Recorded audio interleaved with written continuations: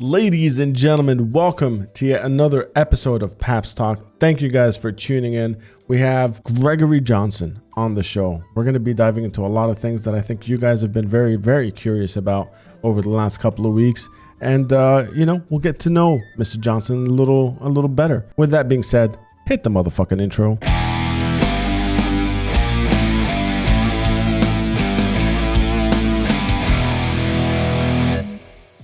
Mr. Johnson, welcome to the show.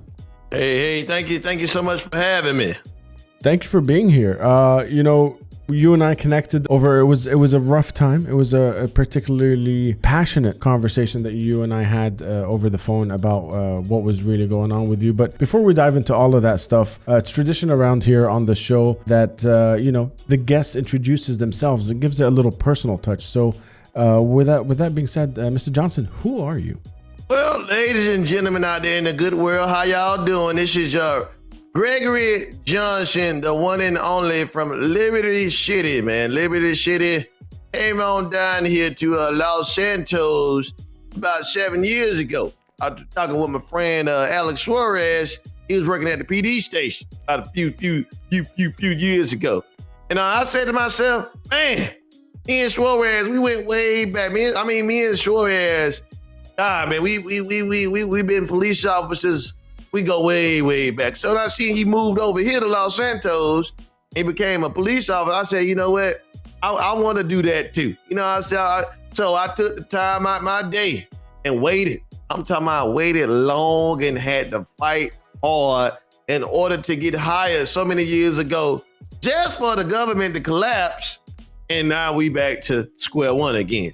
So I'm just a young man, y'all ladies out there, a young single man. My wife did leave me for a dude in the Hellcat. Just gonna be honest. There we go. Yep, she really did. And I am a reverend, a little bit, a preacher, so as you say. I'm a man of God. I'm a man of honesty, and I'm just a whole humble man. You know what I'm saying? That's who Johnson is. And I just, at the end of the day, Johnson just want to be out there protecting the streets and doing his thing. That's who Johnson is, man. I'm just a little small guy from Liberty City, Bohan to be exact, and came on down here to pursue his dreams of being a police officer. That's who Johnson is, y'all. That's who Johnson is. Let's talk a little bit about that history. Let's talk a little bit about Liberty City, being a police officer, something that you've always been passionate about. What was your time like before moving here?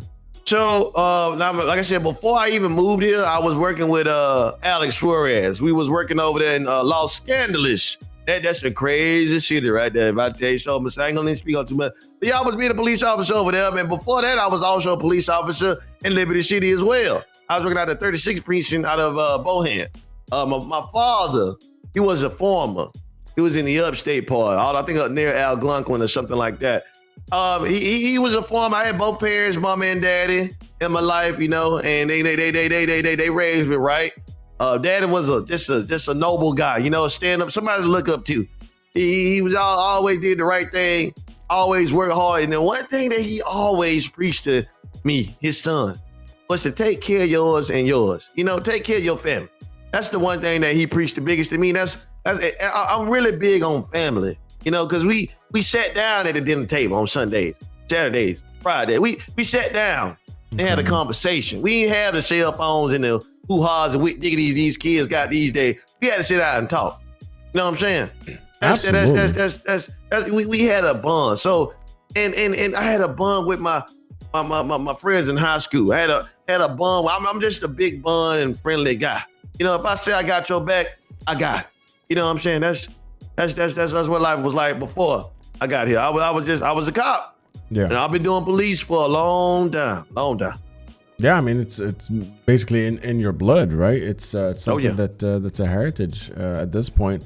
I completely agree with that. I go by two sayings and I wore them out since I've moved here. It's you don't have to be blood to be family, and high tide raises all ships. I believe the combination of those two, you make sure that you work towards everybody's taken care of, but also treat everybody as 100% family, and you'll get places together. You know what I mean? Right on. Let's talk a little bit about when the government collapsed, when a fucking war broke out. What was like for you? You know, you just struggled to get into the PD. You worked hard to make sure that you get that position, and then, like you said, the fucking government collapses. What was life like then? Let me tell you something, man. Before that government collapse, I had it all. I went from being a nobody to a somebody. When I tell you, I felt so invisible before I became a police officer. I was working at the tow booth up there at MRPD a long time ago. What we ended up having to do was we would just stand there all day and just wait to be noticed by somebody. The job was to answer the calls from when the police needed a tow for their vehicles they was chasing. And then we would just, hopefully they'll say, hey, this guy looks real nice. I think we should hire him. And looking back on that, it was so demoralizing. It was so bad. I understand that they wanted to see, you know, who would stick it out, who would be dedicated. But by the time them folks it was some people that was standing up for years. I met a guy that was up there for literally 2 whole years working at that tow booth just to get noticed. And I remember when I got hired, I would drive by and I wouldn't even notice them people sometimes. But I always made it my responsibility to get out the car and speak to them and have a conversation, because I know that those people were up there just begging for attention. Yeah. And it is one thing to be invisible. That is the worst thing that you can feel, like that no one sees you, that no one hears you, and that you don't have anybody. You want something so bad, so hard, but yet the people who have the opportunity to give you that, they play it like a game almost. How much can you stroke my ego until I feel like, okay, now I'm gonna hire you. And then you had, hey, if you know this person, you know that person, they'll vouch for you and go in and get you in. So it's not always fair, and life ain't fair, you know? But at the same time, how I look at it is like things need to be equal. So I will always tell those people out there at the tow booth, hey, I will vouch for you. Because the fact that you even would get out here and spend out here more than an hour waiting, oh man, you dedicated to my book. You dedicated to my book. So I when the government collapsed, I felt like my story got cut short. Yeah. I felt like Johnson didn't even get a full 365 days to do his thing. I went from a cadet to a full-on officer for working for the State Department. Yeah. I was going up. And then everything went down. And it's still like it's going down and down and down some more. So when the government collapsed, man, I had to go ahead and take a train. I ain't taking the airport wasn't working. The international airport wasn't working. I don't know if you see it. It was blown up. I had to take a train up out of here. Went back over to Los Angeles, my old town, and I couldn't hang. I just couldn't do it. Yeah. It wasn't home, man. It wasn't home. So I decided to come on back and try to pursue my dreams again, but ran into a lot of discrepancies, if that's the word. And I'm glad you brought up the old PD tow guys, because I actually ran into somebody the other day that was telling me a story that they basically moved here and wanted to pursue a career in PD and were PD tow for basically their entire stay up until the war happened. And I asked them simply, would you be pursuing a career in the police department? Is this something that you're still interested in? The poor fucker said they wore it out of him, basically, after doing years of PD tow, and mentioning that, you know, officers would drive in, honk their horn, and yell the wrong name at him every time, and he thought it was demoralizing, like you said. Mm-hmm. That's the truth. That is the truth, man. I got ran over one time. Oh God. That's how invisible I feel. But if I didn't have, it ain't. I don't want to make it seem like everybody's like that, because that's not the case. You have some people like Alex Suarez who stuck his neck out there for me, who fought hard to get me in. People like Kyle Pred, who literally was the only reason I felt like I even got hired fast in the first place, because he seen something in me that the most didn't. Because I honestly, when I first arrived, I didn't feel welcome at all. If I'm gonna be completely honest with you, I did not feel welcome. I felt like they didn't like me personally. Why do you think that is? Was there something that anybody pointed out at all? Was there something in the way you approached protecting and serving? What was it? To me, it felt like the fact that I wasn't a part of their friend group. People already had their groups. If you wasn't like them in their groups, then hey, and I'm very different. Johnson is very loud. Some people don't like loud. Yeah. And when you get somebody like me that you have never dealt with before, you don't know how to adjust to what's the word I'm looking for, to be able to comprehend me. You know, you're so stuck on the black and white boringness, you don't see when you have a little bit of seasoning coming up in your chicken. See, most of them are used to that no flour, no seasoning, no salt, and just throw it in there and eat it straight up. No. I put a little bit of seasoning in everything I do. I put a little bit of jazz, a little bit of soul. And like I said, I don't think some people liked that. The fact that I was so energized and ready to go at every point in time. Because around, see me, I'm gonna bring the energy. I'm gonna make sure we have a good time. But like I said, some people are so down low in the dumps. They want everybody to feel like that. And I started seeing things and hearing stuff like people telling me to shut the F up. I don't know if I can curse on your podcast, so I ain't you can say fuck. It's telling me to shut the fuck up while I'm singing inside of the station. Yeah. And I just felt like, but you got something against people singing, or you got something against me? Because everybody in here talk. But again, like I said, I felt like some people didn't like me being so outspoken. And I don't think some people agree with that. So it made me not even want to wake up sometime. You know, it made me not even want to be around sometime because I just felt so alone. It got to a point where I was like, damn, I don't fit in with nobody. Because I didn't see Suarez as much because I was working for the state and he was just a city cop. So I had different things to do. And I couldn't find nobody to just be around, you know, to be myself around. Let me put it like that.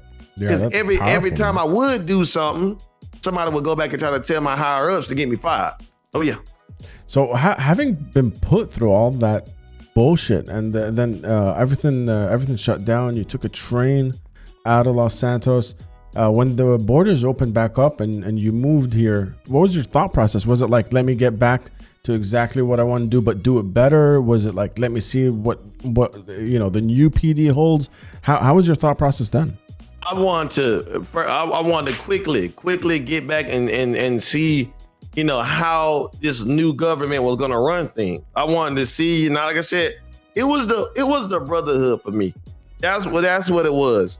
I had a brotherhood with certain individuals, like I said, like Suarez, Kyle Pred, Kurt, you name it, man. The whole DPD.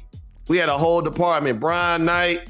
Oh man, it was Avery Stone. All my people, man. I wanted to see them again. I just wanted to get back into that brotherhood. That's what was on my mind was, hey, what I need to do to get my job back. What was the reality?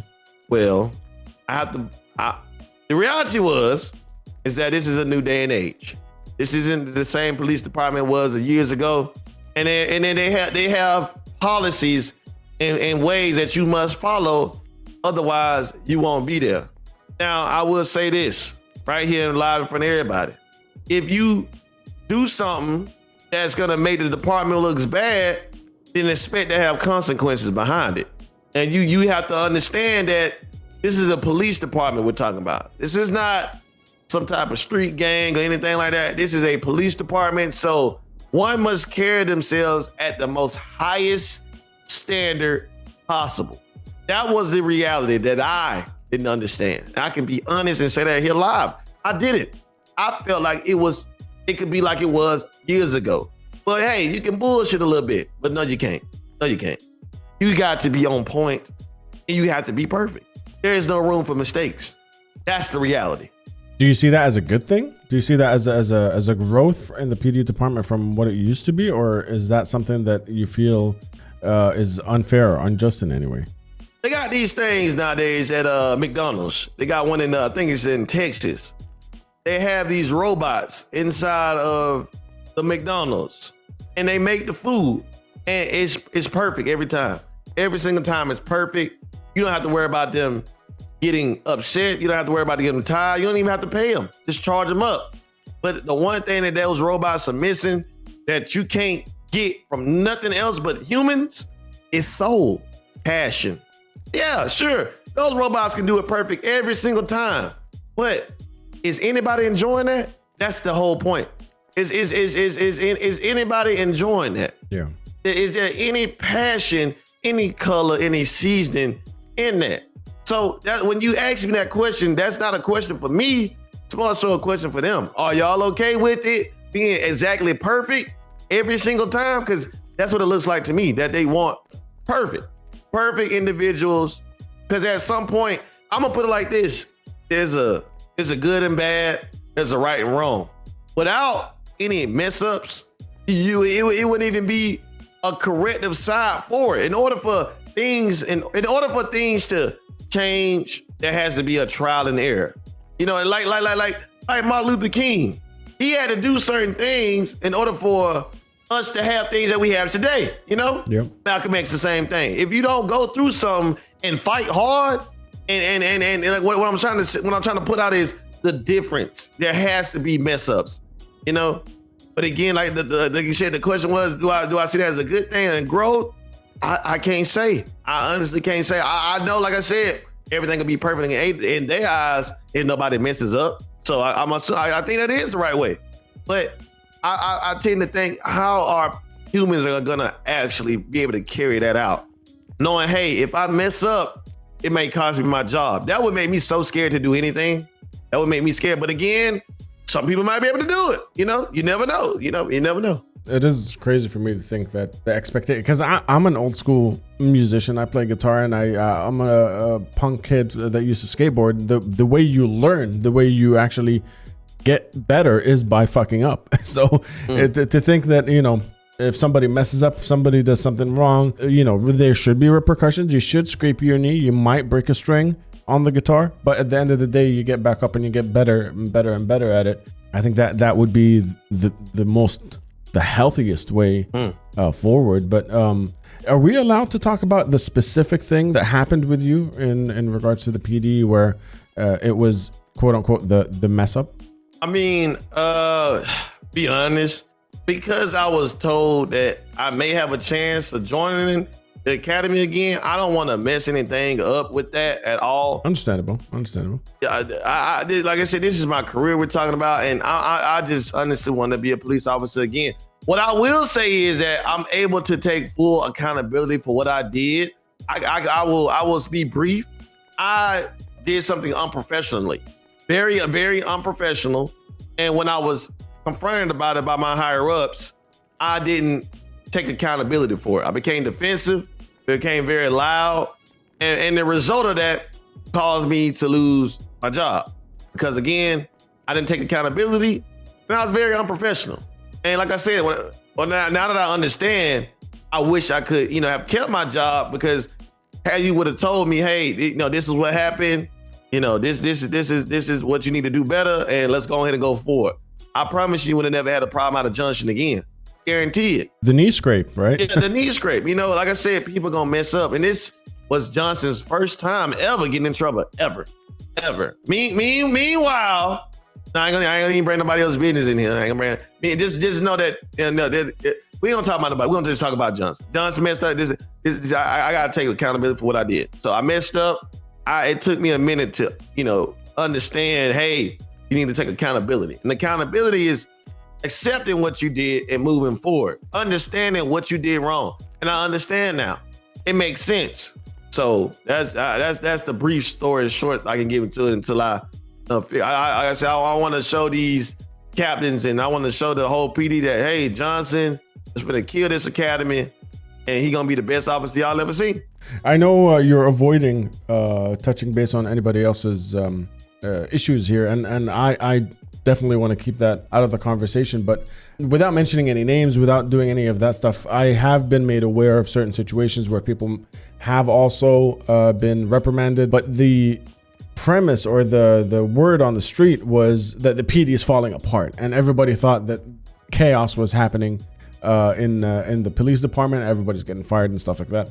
What is your take on that? And have you had conversations with the everyday Joe on the street that looks at the PD as this entity that we can't infiltrate? We don't really understand what goes on inside. Well, the thing is, ain't nobody getting fired but me. Okay, that's number one. I'm the only one that's got fired. So everybody else got suspended, and they get a chance to come on back. Oh, okay. But I haven't had my accepting to say, hey, yeah, you can. It's pending. So yeah, mine is pending. I can't speak for nobody else, but I can speak for myself. Mine is pending. With that being said, outside looking at the thing is just I feel like people just need to stop talking so much and stop focusing on the negative. The good is outweighing the bad. I don't understand how can you do something good for so long and you do one little small or just one bad thing, and that literally outweighs every good thing that you have ever done. That's why I feel like it's people not being compassionate for their brothers. We're a police department. We're also friends. We're a group, and people gonna make mistakes. It's how you go about. I was in the military as well, and one thing that we did when soldiers messed up, we didn't just fire them and send them home. We did corrective training. Hey, you messed up, so this is what you have to do. Some push-ups. We're gonna deduct your pay. Get your Article 15. We're gonna make you work on the week. Stuff like that, so they can understand. Hey, this is where I messed up from. This is how I can get better now. Not fire you, and then whatever happened to you happened to you. That's not no. To me, that's counseling, not your brotherhood. That to me, that's showing, hey, we and I gotta say, it just needs to be less arguing and more teamwork building.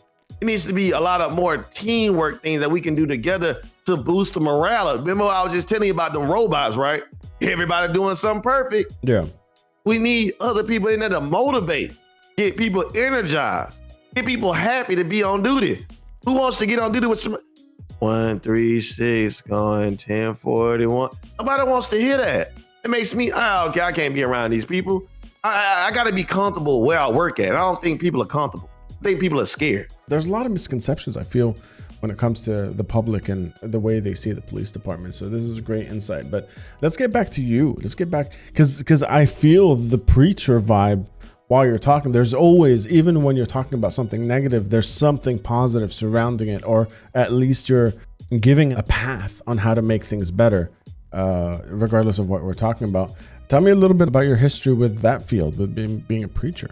Well, it was honestly just something I used to do as a child. Used to just get down there on my knees and pray to the Lord. But then I'll tell you one thing. When you out there, you serving your country, and you start hearing this siren, wee-woo, wee-woo, wee-woo. Oh Lord, those are missiles coming in. And you start seeing your friends. I'm talking about all your battle buddies, legs just blowing up, heads just pouring off the shoulders, blood everywhere, boogers, ass, tits everywhere. It's all on the ground and shit. But you still alive. That's God. Yeah. That's God to survive something like that. That's God. And at that point in time, when I got back home, I said to myself, I gotta give my life to the Lord, because there are things in life that happen that can only be described as the Lord. It's good and bad things that happen. But these things that happen, we can't forget that we're not in control. God is in control. Once you allow God to sit there and to steer you, y'all ain't listening. I said, when God lets you steer your life and where you need it to go, everything's gonna be all right. And I said to myself, I got to tell everybody about the Lord, because some people don't know around here that needs to know. So I got to tell them exactly what God did for me, so he can do the same for you, and you can also be grateful. Yes, sir. Absolutely incredible. Incredible. I have no words. The guy that talks for a living is speechless. Thank you, man. That was very, very fucking cool. That's God right there, man. Like I said, I got some people behind closed doors that's also fighting for me, you know. And that's the angels that God had. God has his angels out there trying to also fight for me. And I just also want to say, don't give up. Don't let nobody dictate what you can and can't do. I never took no for an answer, even when they tried the first time to deny me from the department.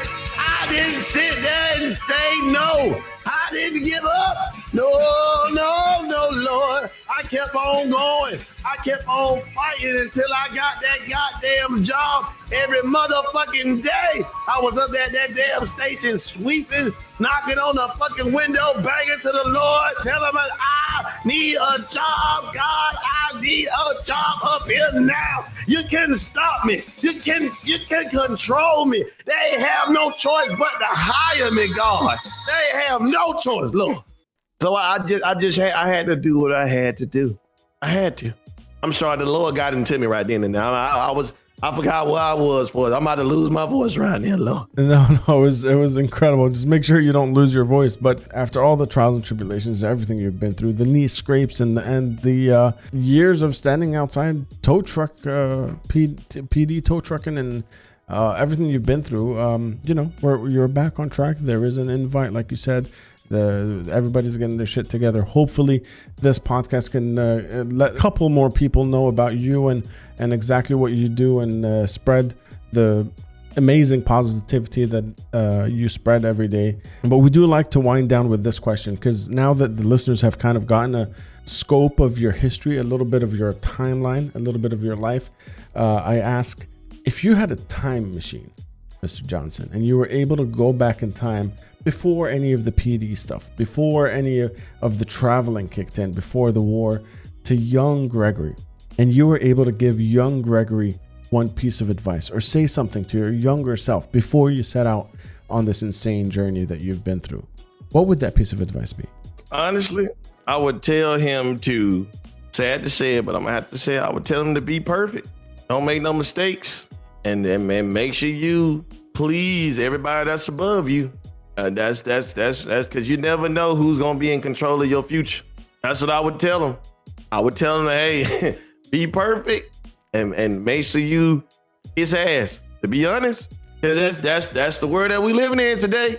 You know, I'm sad. It's sad to say it. No disrespect to nobody, but that's what you have to do sometimes. That's real. That's real.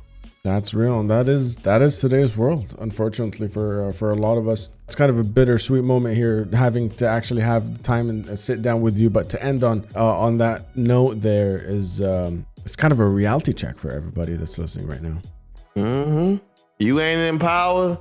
You gotta kiss the boss man's toe. You gotta kiss his shoes. You got to.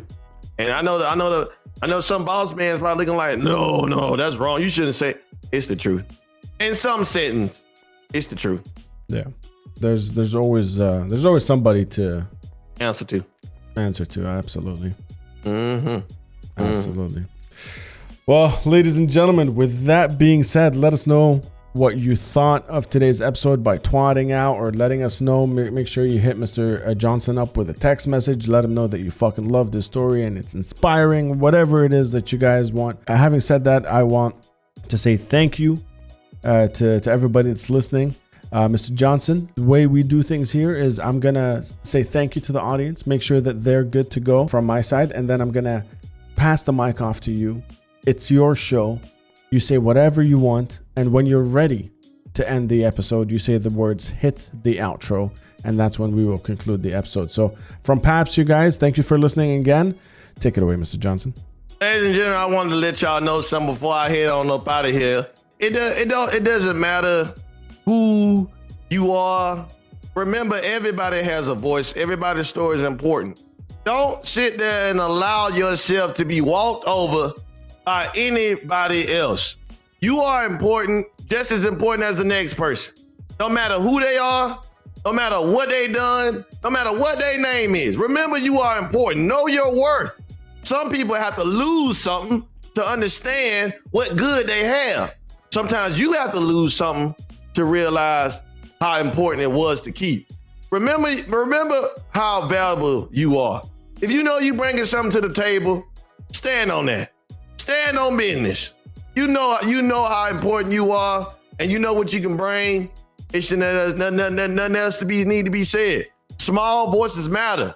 I want to also say shout out to Miss Allison King for Black History Month program today that was supposed to be going, but she showed up real late. Y'all know her.